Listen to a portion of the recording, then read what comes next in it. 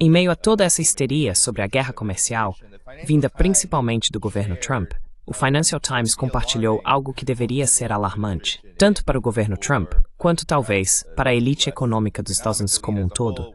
As reservas chinesas de títulos do Tesouro dos Estados Unidos vêm caindo há algum tempo. Em 2010, a China era indiscutivelmente a maior detentora de títulos do Tesouro americano. Agora, suas reservas estão abaixo das do Reino Unido. E claro, isso acontece em meio a essa guerra comercial interminável, Professor Wolff, se quiser começar, que agora está em alta, já que o governo Trump, sem surpresa, está focando principalmente em países da Ásia e na periferia da China.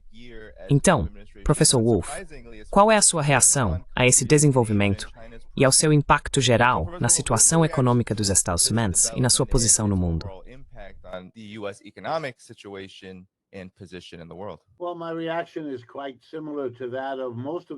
Bem, minha reação é bastante semelhante à que tem em relação à maioria das coisas que o governo do Sr. Trump está fazendo agora.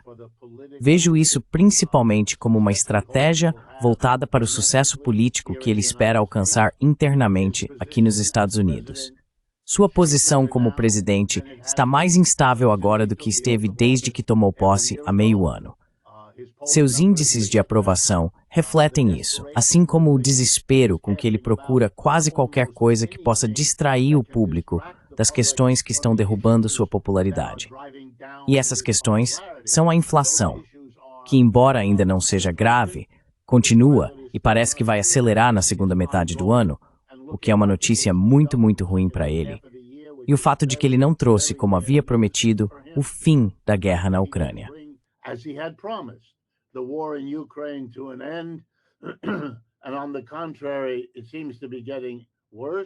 Pelo contrário, parece que está piorando. Ele iniciou uma nova guerra no Irã, não fez nada para deter os horrores em Gaza e no Oriente Médio, e agora está envolvido em um escândalo no qual a prometida transparência de seu governo é claramente anulada pelo fato de que estão tentando esconder tudo relacionado ao financista pedófilo Jeffrey Epstein. Ele está em sérios apuros e está buscando quase qualquer coisa que possa parecer pelo menos um pouco positiva, ou pelo menos um pouco como se estivesse indo na direção que ele havia prometido. Para te dar um último exemplo, nos últimos 2 dias, ele acusou de forma efetiva e literal o presidente Obama de traição, que é um crime punível com a morte nos Estados Unidos.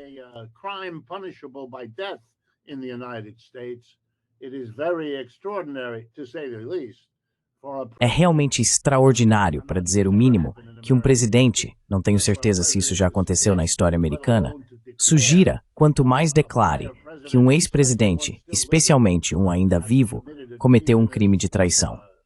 Você só faria isso se estivesse desesperado para desviar a atenção. Então, o acordo com o Japão anunciado há algumas horas, que parece bom, é mais um esforço para sugerir, bem, pelo menos estou tendo sucesso em algum lugar aqui, fazendo com que países aceitem tarifas mais altas do que costumavam ter, mais altas do que as pessoas achavam que algum dia concordariam. E aqui está. Posso dizer que consegui esse acordo.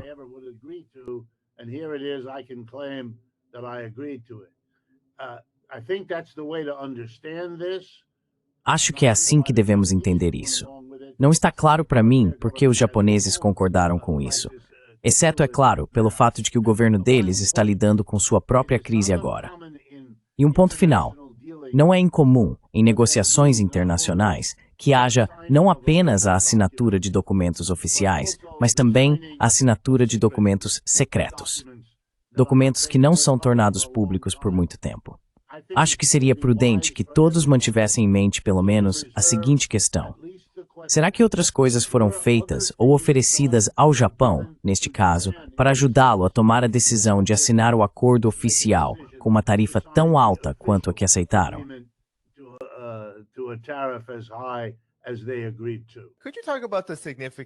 Você poderia falar sobre o significado do fato de a China estar se desfazendo de títulos do Tesouro dos Estados Unidos na velocidade em que tem feito nos últimos anos, especialmente nos últimos 2 anos e durante o governo Trump? O que isso significa e por que é significativo? Acho que a China agora não tem mais ilusões de que o regime Trump e até mesmo o governo Biden e os Estados Unidos como um todo estão contra eles. Sabe, a China costumava operar na antiga ordem de financiamento de fornecedores, certo? Eles vendiam muitos produtos para os Estados Unidos. Os Estados então enviavam dólares para eles, e esses dólares eram reciclados de volta em títulos do Tesouro Americano. Era assim que a antiga ordem mundial funcionava. Então, há duas coisas que Trump está realmente fazendo que estão desmontando todo esse esquema de reciclagem. Agora, a primeira coisa é quando Trump decide impor uma tarifa de 30% sobre a China, além das tarifas já existentes. E em alguns produtos, estamos falando de 70%, 80% ou até 100%.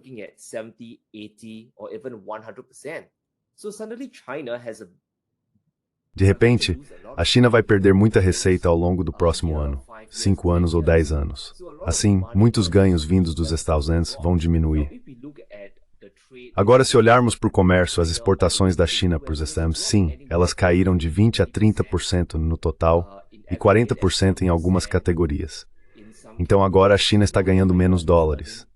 Como consequência, neste momento, eles têm menos dinheiro para investir de volta em títulos do Tesouro dos Estados Unidos.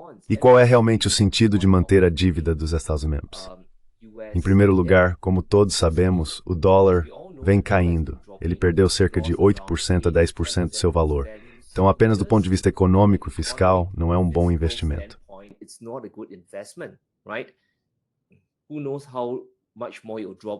Quem sabe o quanto mais isso vai cair nos próximos 3 a 5 anos.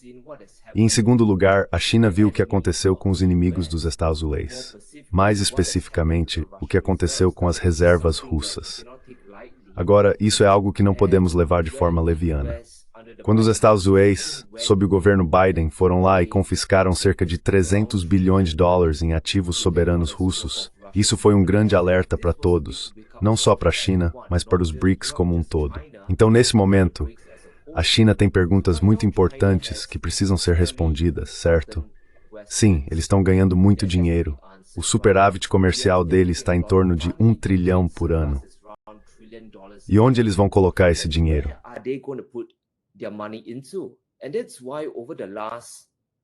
E é por isso que na última década, acho que desde dezembro de 2014, a China tem aumentado agressivamente suas reservas de ouro, porque é um ativo neutro. Podemos ver a China indo ao redor do mundo, comprando muitas minas de recursos minerais físicos, porque esses são ativos tangíveis que, no fim das contas, não podem ser desvalorizados pelos gastos fiscais dos Estados Unidos, os gastos descontrolados de Washington. E em outro sentido, precisamos entender que cada dólar que a China não recicla de volta em ativos dos estados é dinheiro negado ao mercado de títulos do Tesouro, negado às ações americanas. E isso, na verdade, aumenta ainda mais a pressão sobre todo esse sistema.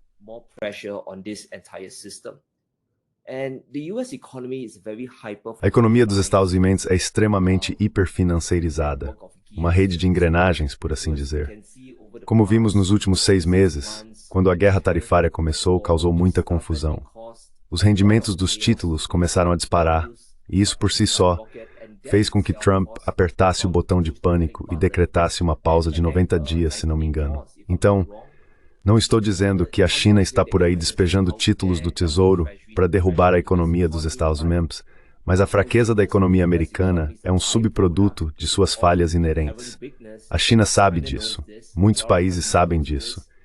E ao se desfazerem dos títulos do Tesouro, bem, eles não sentem nenhuma perda se a economia dos Estados Unidos começar a afundar como consequência. Muitas dessas políticas, que supostamente têm natureza econômica, por exemplo, a guerra comercial, tiveram um efeito contrário dramático. Qual é a sua avaliação?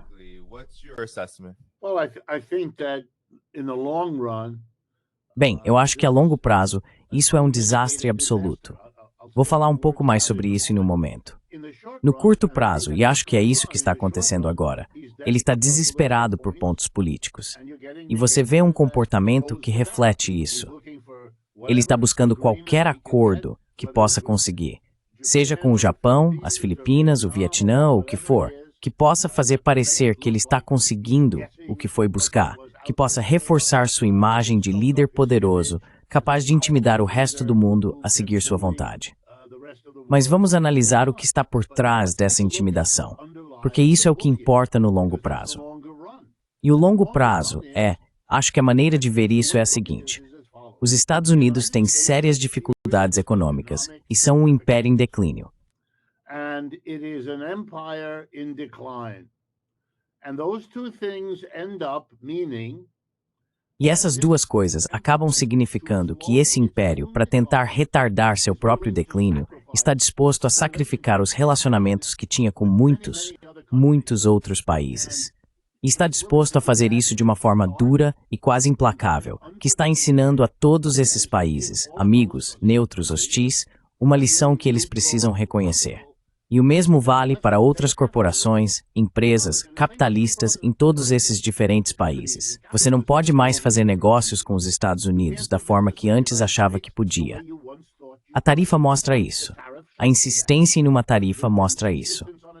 A ameaça, que foi articulada repetidamente pelo Sr. Trump, é que se você for um país que retalia a tarifa imposta, ou o aumento da tarifa imposto pelos Estados Unidos, então nós vamos atingir você novamente, aumentando ainda mais a tarifa, em um tipo de procedimento escalonado.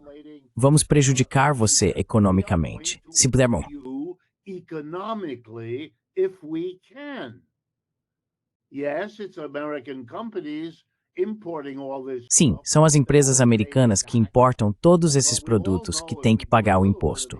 Mas todos nós sabemos, se entendermos um pouco de economia, que essas empresas, ao enfrentarem um aumento de custo, porque precisam pagar uma tarifa ao tio Sam por tudo que trazem de fora, farão de tudo para reduzir, repassar ou eliminar esse custo extra, assim como fazem com qualquer outro custo que enfrentam e como sempre fizeram. Então, aqui estão as coisas que elas vão fazer. Vão repassar o custo e cobrar um preço mais alto do consumidor final. Essa é uma forma de aliviar o peso sobre elas mesmas. A outra é voltar ao país de origem de onde compram e tentar conseguir um preço mais baixo para que o país de origem absorva a tarifa.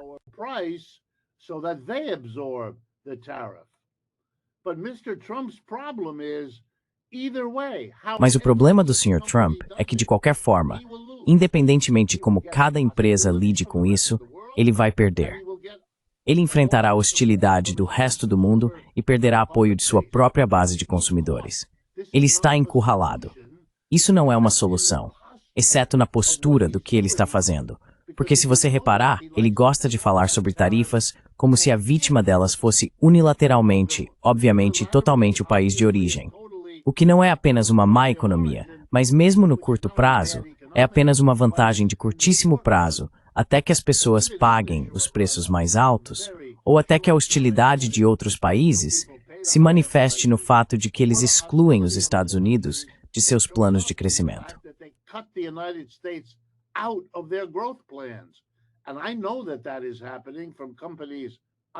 E eu sei que isso está acontecendo com empresas com as quais estou associado.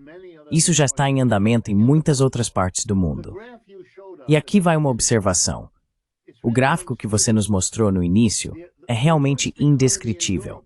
A pior economia da Europa neste momento, por muitos critérios, é o Reino Unido. Para eles estarem acumulando reservas em dólares, quando estão em necessidade desesperada de usar esses dólares para desenvolver sua própria economia e sair do buraco em que afundaram, é um comentário gritante sobre o governo Starmer e sobre os conservadores que vieram antes.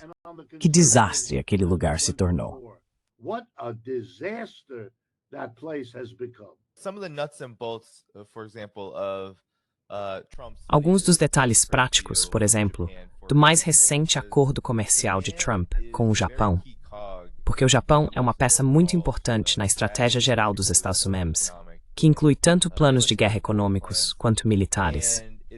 E parece que o Japão acabou de aderir a algo que, como Donald Trump disse no início do meu monólogo, é um grande ponto que ele está disposto a ceder para abrir o mercado aos Estados Unidos. O que exatamente está acontecendo lá? Como isso se relaciona com o fato de que a própria China parece ser o alvo? Agora, se você olhar para o acordo com o Japão, é uma tragédia, é uma farsa. It's a tragedy, it's a travesty. So the original plan Trump Então, o plano original que Trump iria impor ao Japão era uma tarifa de 25%. Agora, se olharmos os detalhes do acordo, podemos ver que é absolutamente horrível. Mesmo que a tarifa tenha caído de 25% para 15%, se analisarmos todo o acordo, veremos que o Japão está, na verdade, pagando muito mais do que esperava. Agora, as pessoas em Washington, no Capitólio, Scott Bessent e outros, estão todos eufóricos com o acordo, porque o Japão, na minha humilde opinião, está realmente saindo perdendo nessa. Então, o que temos? Tóquio terá que comprar mais 100 aviões da Boeing. Por quê? Para ajudar a empresa favorita de Trump a se manter à tona.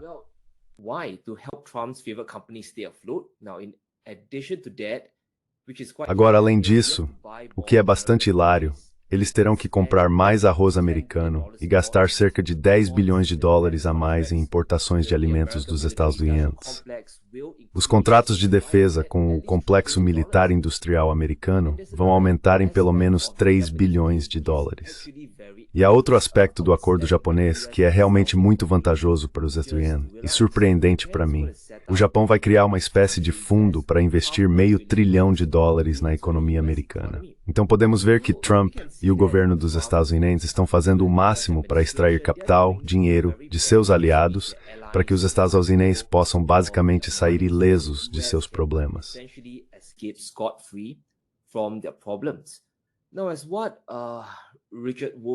Agora, como Richard Wolff disse, é verdade que isso vai acabar tendo um efeito contrário no futuro.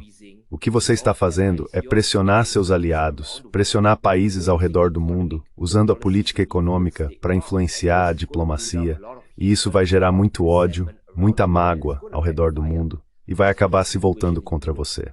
Basta olhar para a situação na Europa. Muita gente por lá está reduzindo a compra de carros da Tesla. Existe um boicote velado aos produtos dos Estados Unidos. E quando voltamos nossa atenção para a Ásia, mais cedo ou mais tarde, veremos países como o Japão, até mesmo a Coreia do Sul, transferindo mais de seus negócios e parcerias para os BRICS. Porque os BRICS vão se tornar um bloco cada vez maior nos próximos 5 a 10 anos, 20 anos e até além disso. E basta pensar nisso de uma forma bem simples.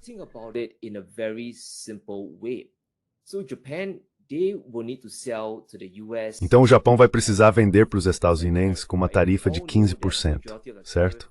Todos sabemos que a maior parte dessa tarifa será absorvida pelo povo americano. As empresas vão repassar o custo adicional para os consumidores. Mas também haverá várias empresas no Japão que terão que arcar com parte dessas tarifas, certo? Quero dizer, uma tarifa de 15% é muito punitiva quando você considera grandes marcas japonesas de carros como Toyota, Nissan e Honda. As margens deles são de no máximo 10% a 15%. Então os lucros deles vão cair. E a única maneira para o Japão, e talvez para a Coreia do Sul quando assinarem um acordo, que eu acho que também vai ser bem ruim, é reduzir o custo de produção. E o único outro lugar para onde eles podem ir é a China.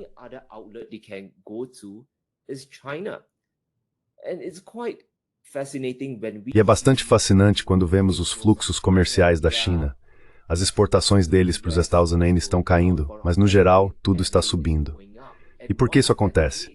Porque outros países do mundo, gostem ou não da China, sejam europeus, sejam países do Oriente Médio, sejam até algumas empresas americanas, precisam negociar com a China para reduzir seus custos de fabricação. Porque se não fizerem isso, seus lucros vão desabar. Demissões vão acontecer. Os consumidores americanos vão enfrentar preços mais altos. E isso realmente gera um efeito cascata na economia dos Estados Unidos. Então a guerra tarifária de Trump é punitiva não só para o mundo, não só para os aliados dos Estados Unidos. Na verdade, está ajudando a China, mas está mais ou menos destruindo a economia americana em tempo real.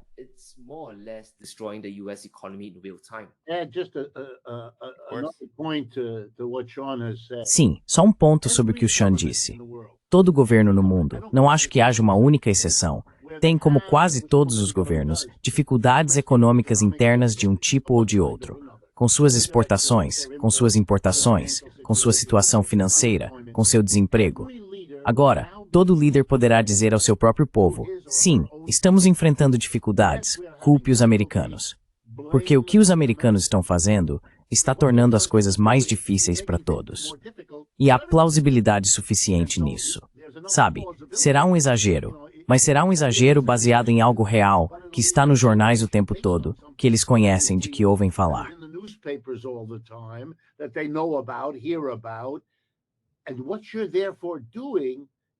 E o que você está fazendo, portanto, não é que você esteja deixando de exercer o chamado soft power, como costumavam chamar isso. Você está desfazendo meio século de soft power. Você está transformando os Estados Unidos daquele lugar interessante, onde se podia comprar jeans, roupas ou filmes. Todos os elementos de transformação ideológica agora estão sendo revertidos. Os Estados Unidos estão se tornando um vilão. As histórias sobre o tratamento dado aos imigrantes, ou mesmo às pessoas que não são imigrantes tendo que se preocupar ao chegar a um aeroporto americano, o que acontecerá com elas?